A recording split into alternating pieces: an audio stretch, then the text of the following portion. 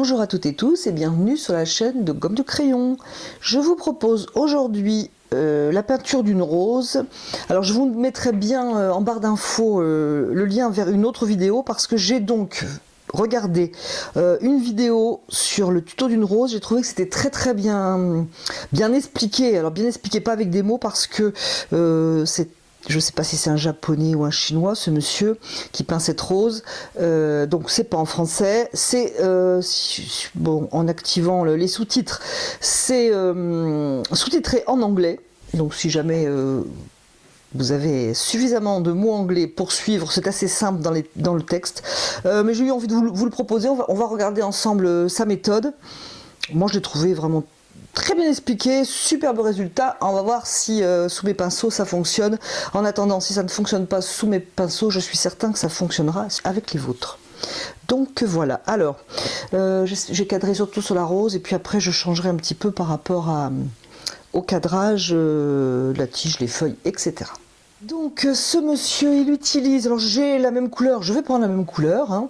Donc il prend Rose Opéra qui est une couleur fluo au passage mais qui est transparente et qui a un seul pigment. Donc on va essayer, donc j'ai une petite palette que je réserve en général pour la peinture des fleurs, comme ça c'est un petit peu moins sale. Donc je vais mettre un petit peu de ce Rose Opéra, je ne suis pas certaine de m'en être déjà servi. Donc ça va être l'occasion. Donc Rose Opéra. Voilà, ici en plus on voit la palette, donc c'est nickel. Avant de commencer, je voudrais juste vous dire qu'il va faire des ombres un petit peu plus tard avec de l'outre-mer. Alors l'outre-mer, j'en parle pas souvent parce que je m'en sers rarement. J'ai rien contre cette couleur, absolument pas. J'en ai moins l'habitude, voilà, on va dire comme ça. Alors c'est une couleur intéressante si vous voulez granuler, parce que c'est une couleur qui granule. Ce que je voudrais vous dire à propos de l'outre-mer, c'est qu'il en existe un foncé, un clair au minimum. Il existe un outre-mer nuance verte. Alors par exemple, si vous voulez faire une ombre violet avec un beau violet, étant donné que notre bleu outre-mer, nous allons le mélanger avec ici un rose, ou si on le mélange avec un rouge, ce ne serait pas de bon sens de prendre un outre-mer nuance verte, étant donné que vert et rouge c'est complémentaire, ça grisaille. J'espère que là vous me suivez, c'est un petit peu plus pointu mais c'est quand même important. Donc nous allons prendre le bleu outre-mer qui n'est pas nuance verte, et c'est le pigment PB29, donc transparent. Je m'en servirai plus tard, je mettrai dans la palette dans un petit coin. Donc que fait-il ce monsieur qui s'appelle sur sa chaîne Watercolor by Shibazaki? Je vous mettrai le lien. Donc il mouille, apparemment si j'ai bien compris le mot anglais, il mouille légèrement. Donc il mouille légèrement et très important, il a une vraie rose, mais que ce soit une photo ou une vraie rose, il faut vraiment prendre une rose qui est bien découpée au niveau des pétales, hein, parce que si on a un chou, vous savez qu'il fait une forme pas très bien définie, c'est pas très facile à peindre et le résultat est pas toujours des plus excellents. Donc je vais passer, comme il fait, une eau légère apparemment. Donc je sais pas trop ce que je fais, je vois pas vraiment. On va dire que ma rose est là, voilà. Ensuite, donc, il prend du Rose Opéra. Il dit bien qu'il ne faut pas chercher à faire des formes, hein, précises. Je regarde un petit peu ma couleur, voilà. Et je regarde où j'ai posé l'eau. C'est plutôt les contours et le mouvement. Et je pense aussi donc la forme globale de la rose, qui est légèrement penchée, hein, sur la droite, qui donne un mouvement un petit peu plus dynamique que si elle était droite. Donc je cherche des mouvements, je cherche un petit peu aussi à varier la forme de mes pétales.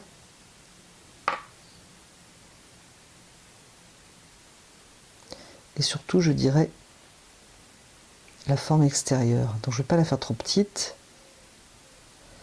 cette rose. Donc si mes souvenirs sont bons, on ne peut pas dire qu'il laisse des blancs dans sa rose. Voilà le Premier passage de la rose. Ensuite, lorsqu'il a fait ça, il prend donc du bleu outre-mer qu'il mélange à notre rose opéra. Donc je vais me mettre sur un petit coin de mon bleu de ma palette. Voilà, j'ai mis ici mon bleu et je vais venir mélanger mes deux couleurs quand même avec de l'eau, que ce soit pas trop pâteux déjà. Et je voudrais pas que ça soit trop bleu, je voudrais plutôt un violet. Et au passage, on va partir de l'idée que la lumière vient de droite. Juste, je sais pas si c'est l'eau ou si c'est moi, mais ça commence à avoir une forme un peu trop compacte ici. Donc je vais découper donc. Et là du coup, j'ai trois formes pareilles, c'est pas l'idéal.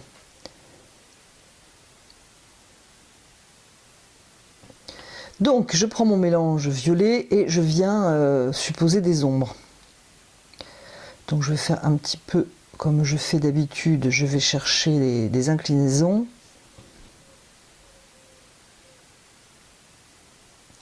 Comme si j'avais des pétales de rose. Je suppose que c'est un petit peu l'idée. Je vais ombrer un petit peu plus à droite.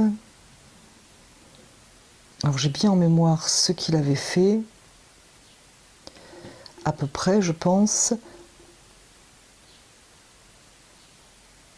Je ne sais pas du tout par contre quel était le degré d'humidité de son papier lorsqu'il a posé la couleur foncée. Moi je trouve que ça ressemble un petit peu ici à un feu d'artifice. Peut-être qu'il faudrait attendre un petit peu plus que ça sèche, éventuellement.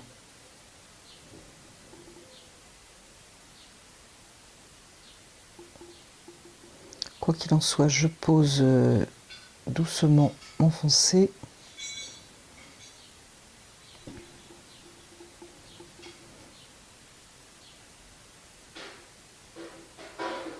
Voilà, c'est ici je trouve que ça manque un petit peu de tracé. On va continuer. Donc je dirais que au niveau des foncés, il y a une deuxième étape qui est plus rouge. Donc je vais prendre à nouveau le bleu d'outre-mer.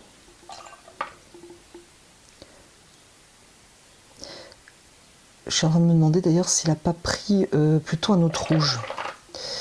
Alors j'ai un doute, mais je vais changer, je vais prendre un rouge. Il me semble que c'était plus rouge que rouge opéra. Ça doit être le rouge quinacridone, je crois, que j'ai mis ici.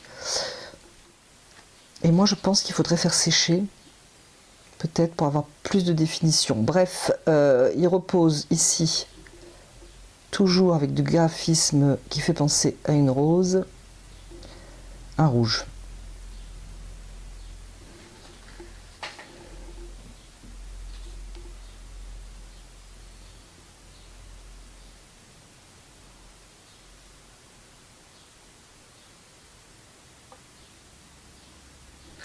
Ensuite, quand cela est fait, quand il est satisfait de ses foncés, si j'ai bien compris, eh bien, il vient ouvrir des blancs. Et alors là, c'est ce qui va donner en fait la structure à la rose, je trouve, à mon avis, puisqu'il fait ces petits retours de pétales, vous savez, un petit peu pointus. Donc là, pareil, si c'est pas assez sec, vous allez travailler pour rien.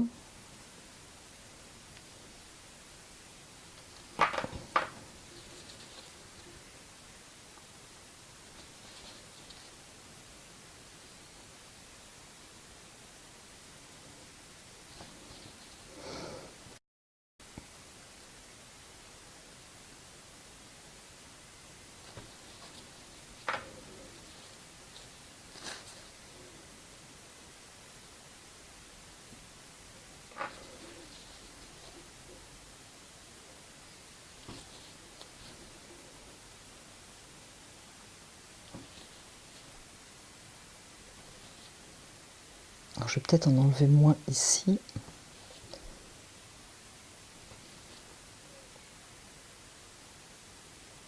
Alors je trouve quand on fait quand on fait une rose et qu'on arrive bien, qu'on réussit, hein, je ne les réussis pas toujours, je vous rassure, quand on pose la couleur et qu'on en enlève après, je trouve que c'est ce qui donne le plus bel effet pour moi à mon avis dans les roses. Plus que de peindre quelque chose de clair directement, enlever de la couleur, je trouve ça réussit bien. Ça fait un très bel effet fumeux ou fumé, comme vous voulez.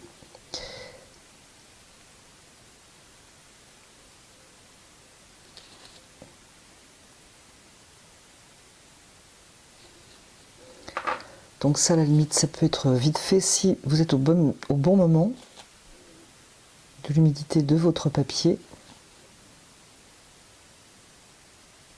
Là, ça commence à aller mieux parce que ça ne reprend pas sa place.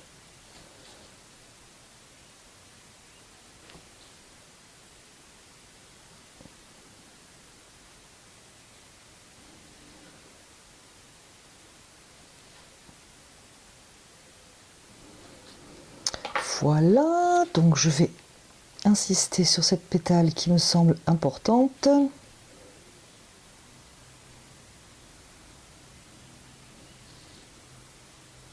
Alors, je sais pas, la question n'est pas de savoir comment vous trouvez la rose que je suis en train de faire, mais c'est comment vous trouvez cette technique. Moi, je trouve que c'est très bien expliqué, en fait, ce qu'il propose, et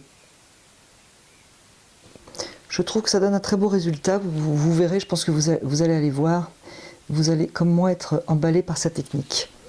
Donc, voilà à peu près ce que ça va donner. Je pense que ça va flouter un peu,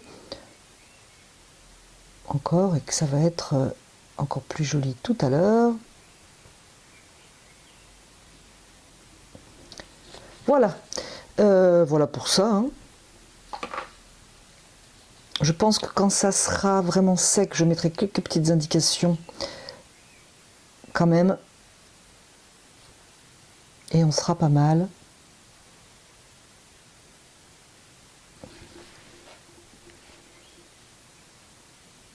Quoi qu'il en soit, moi ça m'a vraiment séduit, sa méthode, et c'est très sympa à faire. Je vais pousser un petit peu la rose et nous allons faire la tige. Alors, je sais pas comment il explique la tige et les feuilles. C'était très intéressant. Je vous conseille de regarder sa vidéo. Je l'ai plus en mémoire. Par contre, la tige, donc si ça vous ennuie pas, je vais faire un petit peu comme je fais d'habitude pour finir ce tuto. Donc, je vais prendre auréoline, je vais prendre vert émeraude et je vais prendre... Et je vais commencer la tige. J'avais dit que la lumière venait de droite. Alors dans ce vert, on peut aussi mettre un petit peu de rouge indien comme ça par endroit. Je trouve que ça fonctionne bien.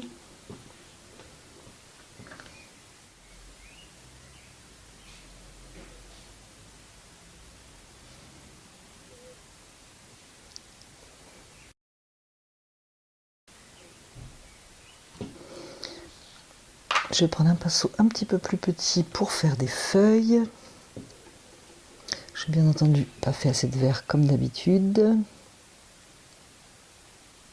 Je me souviens qu'il avait fait certaines feuilles assez rouges. Donc on met un petit peu plus de rouge indien si cela vous intéresse de faire ce vert un petit peu rouge.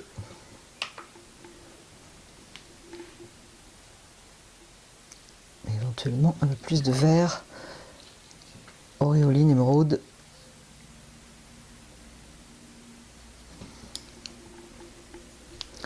Je sais plus quel pinceau j'avais pris.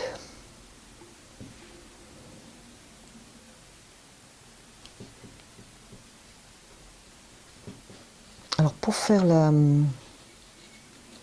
cette nervure, hein, un pinceau propre, légèrement essoré, et on enlève de la couleur.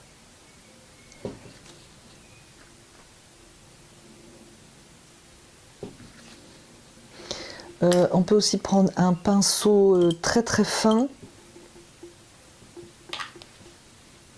pour travailler soit en reprenant la couleur de la feuille qui est posée, soit un petit peu de couleur pour faire les petits dentelés de la feuille. Donc je continue.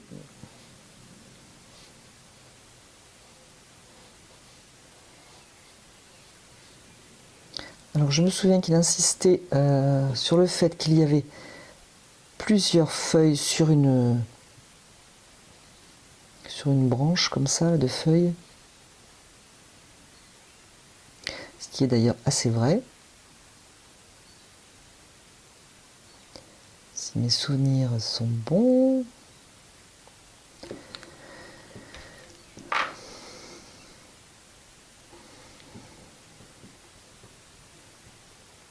Alors faites attention enfin c'est mon avis, de ne pas prendre un rouge clair directement. Pur, ça va vous plomber, il vaut mieux le travailler dans un verre. Ou en mélange, ou en le posant comme ça.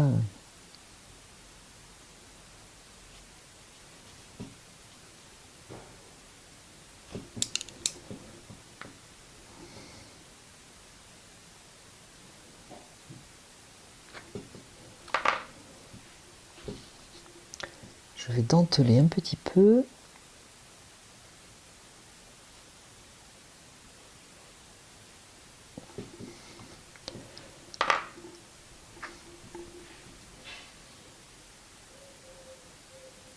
Alors, vous verrez qu'il a fait quelques petites feuilles derrière. Je trouve très très bien suggéré.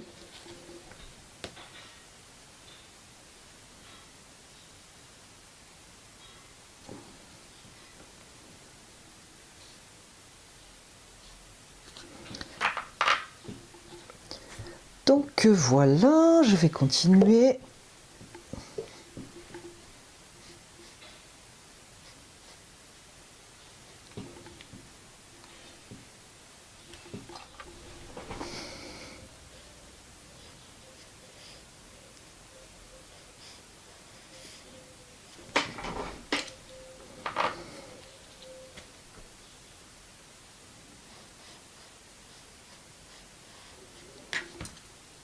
Allez, je vais faire une autre tige.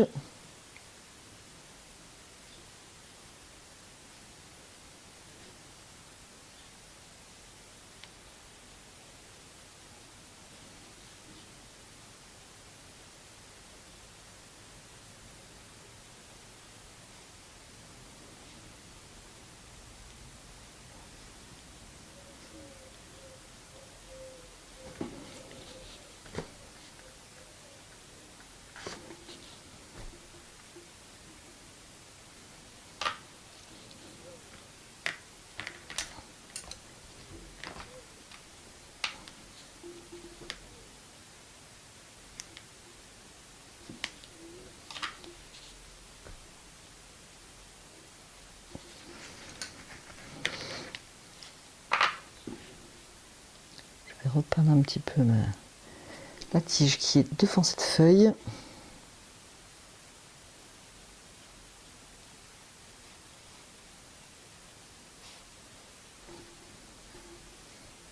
Alors si pendant que vous peignez vous voulez un autre verre, vous pouvez aussi mettre du verre Winsor. Alors j'ai eu une coupure, hein. Vous savez quand la caméra tourne et puis bon ça fait 20 minutes et paf ça s'arrête brutalement. Bien entendu ça ne prévient pas, donc j'ai pas vu que ça faisait 20 minutes que je peignais. Heureusement pour moi, j'en étais arrivée à la fin. La seule chose donc qui a été coupée, c'est que j'ai pris un nouveau pinceau d'ailleurs, qui est Raphaël Précision numéro 2. C'est la touffe étant martre imitation sable. Je dirais plutôt au moins sable imitation martre, mais bon, donc c'est ce qui est marqué, martre imitation sable, voilà. Et donc qu'est-ce que j'ai fait? J'ai pris très peu d'eau et j'ai pris vraiment, je sais plus quelle couleur j'ai pris du coup. J'ai pris celui-là, oui, le rouge de Quinacridone, assez pâteux donc. Voilà, et j'ai fait quelques indications comme vous voyez ici, en posant vraiment. Je vais le refaire du coup, puisque voilà, en posant mon pinceau pour avoir une ligne un petit peu nette. J'en ai pas fait beaucoup, parce que j'en ai fait une ici, j'en ai fait une là, là je l'avais pas fait, mais du coup, tiens, je vais le refaire, voilà. Et j'en ai fait une là, et j'ai dû en faire une ici aussi. Donc vraiment très très peu. Je pense qu'on aurait pu le faire en rose fluo aussi, c'est-à-dire la couleur rose de notre départ. À partir du moment où on ne met pas d'eau, on prend pâteux, évidemment c'est plus foncé en valeur. Voilà tout ce que je voulais dire. Ce qui aurait été bien, c'est d'avoir la couleur foncée que j'ai posée, c'est-à-dire qui était un mélange de rose fluo et de outre-mer, de l'avoir un petit peu plus sombre pour plus marquer, si vous voulez, la lumière ici et le côté sombre ici. Voilà, mais je veux pas y retoucher. C'est juste une indication que je fais. Par contre, ce que je peux faire éventuellement, c'est à nouveau enlever de la couleur, par exemple, au niveau de mes zones éclairées pour avoir quelque chose d'un petit peu plus blanc. Voilà, écoutez, voilà, ce tuto est terminé, j'espère que cela vous aura plu, j'espère que cette manière de peindre les roses va vous aider et je n'en doute pas. Donc je vous mets le lien de l'auteur de la vidéo de référence dans la barre de description. Je vous remercie d'avoir regardé, écouté cette vidéo et je vous dis à bientôt sur la chaîne de Gomme de Crayon.